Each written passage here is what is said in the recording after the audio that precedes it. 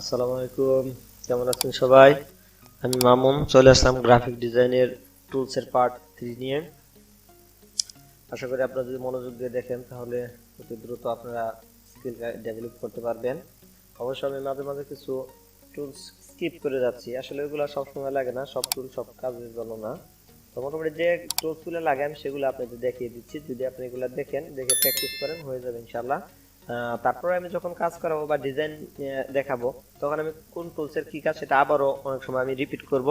তো আপনারা প্রয়োজনে ভিডিওটা পজ করে সেটা দেখে প্র্যাকটিস করবেন, কারণ প্র্যাকটিস না করলে আমি যতই দেখিয়ে দিই আপনারা পারবেন না।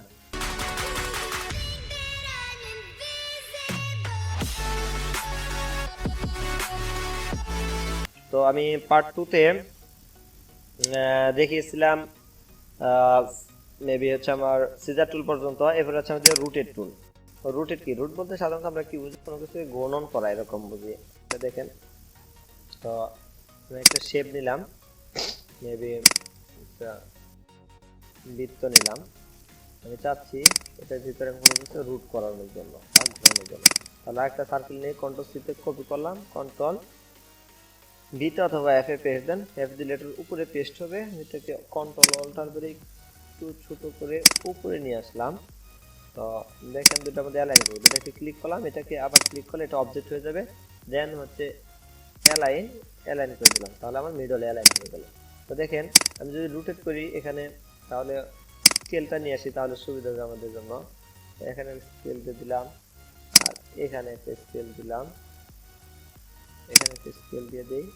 সাপোজ এটা ধরেন আমার মিডল অ্যালাইন, স্কেল দিয়ে দিলাম। তো একটু জুম করে নিয়ে যাতে আপনারা বুঝতে পারেন। তো এবার দেখেন আমি এটাকে রুট করবো, এটাতে ক্লিক করে রুটেতে ক্লিক করলাম, দেখেন এখানে একটা সিম্বল আসছে, এটাকে অল্টার ধরে নিয়ে আসবেন, এমনি না নিয়ে অল্টার ধরে নিয়ে আসবেন, এনে মাঝখানে বরাবর মিডলে ছেড়ে দিলেই দেখবেন আপনার এটা রুটে দেখেছেন কত ডিগ্রিতে নিতে চান। এখানে আপনি যতটুকু দিয়ে দেন সেই হিসাবে হবে। তাহলে প্রিভিউ দিয়ে নিচে কপি দিলাম, কপি দিলে এটা একটা ডুপ্লিকেট কপি হলো। এবং যদি আমি কন্ট্রোল ডি দেই তাহলে দেখবেন যে আমার চারটা রুটেড বা কপি হয়ে গেছে। মূলত এটা হচ্ছে রুটেটের কাজ বা রুটেট টুলের কাজ। তো এছাড়াও আরেকটা রুটেট আছে, সেটা আমি একটু দেখিয়ে দিই, তাহলে বুঝতে সমস্যা হবে ইনশাআল্লাহ। আচ্ছা, আমি এখান থেকে দুইটা সার্কেল নিলাম, তো দুটো সার্কেল নেই। আচ্ছা, দুটো সার্কেল নিলাম, কালার দিই বা কালার, দেন হচ্ছে আরেকটা ডুপ্লিকেট করব, এটাকে অল্টার করে একটা ডুপ্লিকেট করলাম। আচ্ছা, এতটুকু ভাবে নেই, তাহলে এই দুটাকে সিলেক্ট করে এটা কেটে নিলাম। তাহলে দেখেন এটাকে যদি আমি আমার যে রিফ্লেক্ট টুলস যেটা আছে এটাতে ক্লিক করি, তাহলে দেখেন এটাকে এরকম যে আপনি যেদিকে সরাতে চান অল্টার ধরে নিলে হবে, আর এমনি যদি বলেন যে ধরে ঘোরাবেন তাহলে যেদিকে চান ঘোরাইতে পারবেন। আচ্ছা, তাহলে যে এভাবে চান ঘোরাতে পারবেন। তার হয় অল্টার যদি এখানে ধরে একটু মুভ করান, তাহলে দেখেন আপনি দেখাচ্ছে আপনি কোন দিকে মুভ করতে চান, হরিজন্টাল, ভার্টিক্যাল, অথবা কত দিক দিয়ে আপনি কত দিক দিয়ে করতে চান, এখানে যতটুকু ঘোরাবেন আমার অবজেক্টটা সেই এই সিম্বলকে কেন্দ্র করে, এই সিম্বলটাকে কেন্দ্র করে বিভিন্ন জায়গায় ঘুরতে থাকে। এই হচ্ছে মূলত রিফ্লেক্ট এই টুলের কাজ। আশা করি আপনারা ক্লিয়ার। তো এরপরে যে টুলটা আছে এটা তেমন লাগবে না। আচ্ছা, তারপরে যে টুল আছে এটা মজার কিছু টুল আছে এখানে। আচ্ছা, দেখেন একটা অবজেক্ট আমি নিয়ে আসি, আর একটা অবজেক্ট নিলাম, সাপোজ একটা অবজেক্ট। তো এটাকে যদি আমি এটা হচ্ছে মূলত দেখেন একটু হার্ড কর্নার বা বাঁকা এরকম যদি ধরি, দেখেন এরকম ভাবে বাঁকা বাঁকা হয়ে যাবে, এই হচ্ছে এটার কাজ। আমি একটু ব্যাক করে নিলাম। আচ্ছা, এরপরটা দেখেন একটু একদিকে একটু বাঁকা বা টুইপ সাইজে যাচ্ছে, এরকম যদি ধরি দেখেন এটা আস্তে আস্তে ওইরকম ভাবে টানতে থাকবেন এবং লম্বা হয়ে যাচ্ছে। আচ্ছা, এরপরে যেটা আছে সেম হচ্ছে এই যে মূলত হচ্ছে এই টুলসগুলা বেশি লাগবে না, তবে আপনি একটু প্র্যাকটিসের জন্য দেখে রাখবেন। হ্যাঁ, এরপরে টুলসটাও একটু মজার টুলস আমি দেখাচ্ছি, জুম করে নিলাম। দেখেন সেটা হচ্ছে এই টুলসটাকে যখন আমরা কোনো একটা অবজেক্টকে এদিক ওদিক সরাতে চাবো, এখানে দেখেন এদিক ওদিক যাচ্ছে, যদি আমরা এটাকে সিলেক্ট করে যে কোনো একটা কর্নারকে আমরা সরাতে পারবো, সরি দুইটা, যে কোনো দুই দিকে আমরা সরাতে পারবো। যদি এটা সিলেক্ট করি শুধু খালি একটাকে আমরা সরাতে পারবো, এখানে ক্লিক করে শুধু একটা প্রান্তকে আমরা রিফ্লেক্ট বা সরাতে পারবো। এটা হচ্ছে মূলত আমাদের এই টুলসটার কাজ। আশা করি বুঝতে পেরেছেন। কি তৈরি করতেছি, কথা কইতেছি, শোনা যাবো, যাও পড়াই নি, কথা বলতেছি, কথা বললে শোনা যাবো না।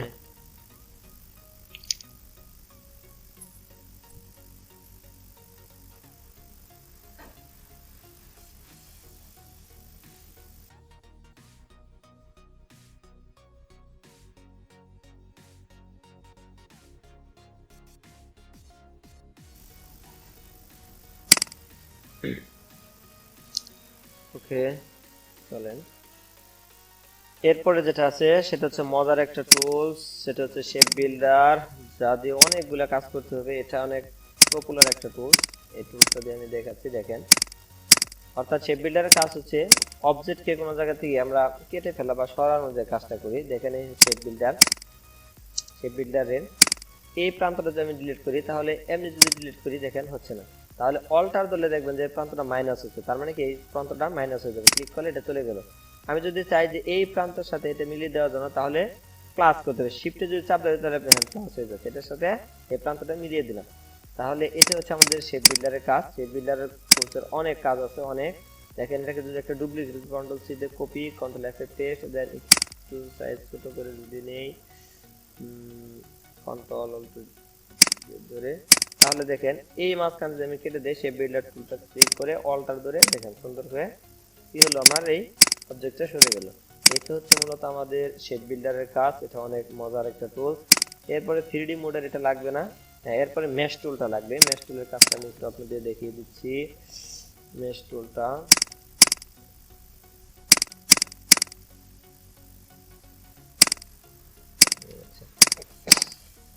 সবগুলো নিলাম না, আমি শুধু এলটাকে নিই। সাপোজ এলটাকে, এটাকে ক্রিয়েট আউটলাইন করে ভেঙে নিলাম, একটা অবজেক্ট বানিয়ে নিলাম। এতক্ষণ ছিল লেটার, যেটা আমরা এডিট করতে পারতাম, এখন আর এডিট করা যাবে না। তো এটাকে যদি আমি মেশ টুলটাতে নিই, তাহলে দেখেন এখানে আমি চাচ্ছি একটা মেশের মতো, আচ্ছা একটা চিত্র হয়ে গেল মেশের, এখানে করে দিলাম সাপোজ একটা। আমি যদি কোনো একটা কণা বরাবর এদিকে নিয়ে যাই, তাহলে এটাকে বৃদ্ধি করা যাবে। আমি যেদিকে বাড়াতে চাই বা কমাতে চাই, এটাকে আমি মুভ করাতে পারছি। তো এটা হচ্ছে মেশ টুলে অনেক সময় আমাদের দেখবেন লাগবে। আমার এই এলটাকে যদি আমি সাপোজ এখানে এদিকে বাড়াতে চাই, এদিক থেকে নিয়ে আসতে চাই, তাহলে দেখেন এখানে সরে যাচ্ছে বা এদিকে সরাতে পারছি, এদিকে মুভ করাতে পারছি। এটা হচ্ছে আমার মূলত হচ্ছে মেশ টুলের কাজ। এবার একটা পপুলার টুলস নিয়ে কথা বলবো, সেটা হচ্ছে গ্রেডিয়েন্ট টুল, অর্থাৎ কালার গ্রেডিয়েন্ট যেটা। আচ্ছা, এটা হচ্ছে আমাদের একটা কালার, আমরা চাই অনেকগুলো কালারকে মিশ্রণ করার জন্য। তো সেটার জন্য যে টুলস বা যেটা ব্যবহার হয় সেটা হচ্ছে যে গ্রেডিয়েন্ট। এই গ্রেডিয়েন্টকে আমরা এখান থেকে ইউজ করবো। এই হচ্ছে গ্রেডিয়েন্ট টুল, কালার, দেখেন ক্লিক করলাম, এখানে হচ্ছে গ্রেডিয়েন্ট কালারটা ইউজ হয়ে গেছে। অনেক সময় আমরা টু কালার ইউজ করতে পারি। সাপোজ ধরুন তাহলে ব্ল্যাক এন্ড হোয়াইট দিলাম, তাহলে এখানে আমি যদি ক্লিক করি, দেখেন আমি চাচ্ছি এখান থেকে কোনো একটা কালারকে পিক করার জন্য, সাপোজ এই কালারটা নিয়ে গেলাম, আর আচ্ছা এই দুটা কালার নিলাম, নিয়ে দেখেন আমি চাচ্ছি যে এই কালারটাকে এদিকে থেকে মানে উপর থেকে নিয়ে সমাজ নিচ থেকে উপরে ইউজ করবো। যখন আমরা গ্রেডিয়েন্টকে ইউজ করে এখানে এদিকে যদি ডার্ক করি, তাহলে আমি যে দিক থেকে ইচ্ছা, আমার যেদিকে ইচ্ছা সেদিকে আমার কালারকে আমি পিক করতে পারি। তো এটা হচ্ছে মূলত গ্রেডিয়েন্ট টুলের কাজ, হচ্ছে গ্রেডিয়েন্টের কাজ। এটা একটা পপুলার একটা টুল।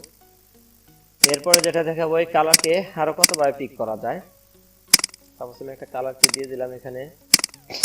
আচ্ছা, দেওয়ার পরে দেখেন এই কালারটাকে অন্য একটা কালার নিতে যাচ্ছি। সাপোজ দেখাই, এখানে যদি আমি আরো এটাকে কপি করে নিই, ধরেন আরো কয়েকটা কপি করলাম, সাপোজ কপি করে নিলাম। দেন হচ্ছে এটার একটা কালার দিলাম, এখান থেকে এটার একটা কালার দিলাম, একই কালার হয়ে গেছে, এটা কালার দিলাম। দেন হচ্ছে এটার মধ্যে আরেকটা কালার বসালাম। তো দেখেন কি হলো, একই কালার হচ্ছে এটাও। আচ্ছা, এই কালারটা নিলাম। তো দেখেন এটা যদি সিলেক্ট করি, আমি এই টুলস আইডোপা টুল দিয়ে যদি ক্লিক করি, তাহলে এই কালারটা আমি পিক করে নিতে পারছি। অথবা এটাকে যদি এখান থেকে পিক করি, কালারটা নিতে পারছি। এখন আমার এই জায়গায় কালারটা ছিল যে আমি নিতে পারছি। অনেক সময় দেখা যাবে যে আমার অনেক পিকচার থেকে বা অন্য কোনো একটা ইয়ে থেকে কালার নিয়ে কাজ করতে হচ্ছে, তখন আমরা কি করবো, সেম এই আইডোপার টুলটা দিয়ে ইউজ করবো বেশি। সাপোজ আমি আমার এক পয়েন্ট থেকে একটা কালার নিয়ে আসি, সাপোজ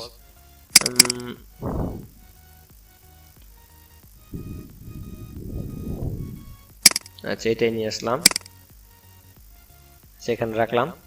দেখেন এখানে অনেকগুলো কালার আছে, আমি চাচ্ছি কি এখান থেকে যে কোনো একটা কালারকে পিক করবেন, তাহলে এটাকে সিলেক্ট করে আইড্রপার দিয়ে যদি আমি এখানে ক্লিক করি তাহলে এই কালারটা আমি পিক করে নিতে পারি। তো এই হচ্ছে আমার আইড্রপার টুলের কাজ, খুবই মজার একটা টুল। এরপরে যে টুলসটা আমি দেখাচ্ছি বা দেখাবো সেটা হচ্ছে